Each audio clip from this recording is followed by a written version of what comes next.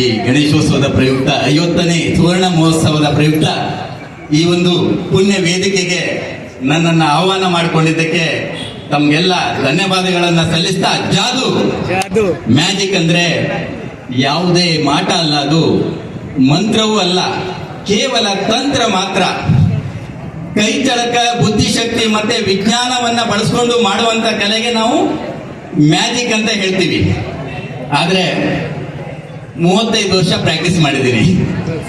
ನಿಮಗೆ ಮತ್ತೆ ಇನ್ನೊಂದು ಕ್ವಶನ್ ಕಾಣಬಹುದು, ಇವ್ರ ಕಾರ್ಯಕ್ರಮ ನಾವು ಫಸ್ಟ್ ನೋಡ್ತಾ ಇದೀವಲ್ಲ ಅಂತೇಳಿ. ಹೊಟ್ಟೆಪಾಡಿಗೋಸ್ಕರ ಬಳ್ಳಾರಿ ಕಡೆ ಹೋಗಿ ಅಲ್ಲೇ ನನ್ನ ಜಾದೂ ಗುರುಗಳು ಕಂಪ ಗೋಪಿನಾಥ್ ರಾವ್ ಕೇರಳದವರು, ಅವರಿಂದ ಜಾದೂ ಕಲಿತು ತುಂಬಾ 100 ಮಕ್ಕಳಿಗೆ ನಾನು ಮ್ಯಾಜಿಕ್ ಅನ್ನ ಕಲಿಸಿದ್ದೀನಿ. ನನ್ನ ಶೋ ನೋಡಿಲ್ಲ ಅಂದ್ರೂ ನನ್ನ ಸ್ಟೂಡೆಂಟ್ ಶೋ ಅನ್ನ ನೀವು ನೋಡ್ತೀರಿ. ಹೌದಾ? ಮ್ಯಾಜಿಕ್ ಇಷ್ಟ ಆದ್ರೆ ಜೋರಾದ ಒಂದು ಚಪ್ಪಾಳೆ.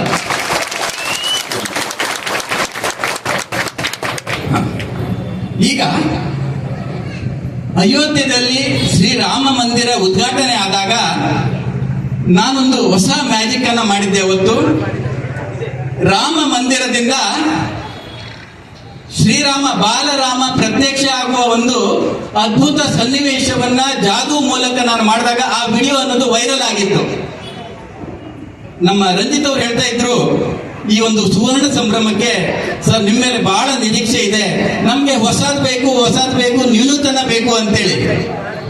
ಇವತ್ತಿನ ದಿವಸ ರಾಮನ ಪ್ರತ್ಯಕ್ಷ ಮಾಡೋಣ, ಶ್ರೀ ಗಣೇಶನನ್ನ ಪ್ರತ್ಯಕ್ಷ ಮಾಡೋಣ. ವಿಘ್ನೇಶ್ವರ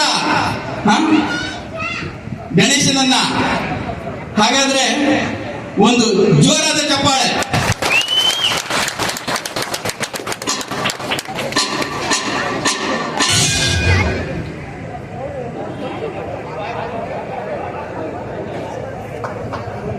So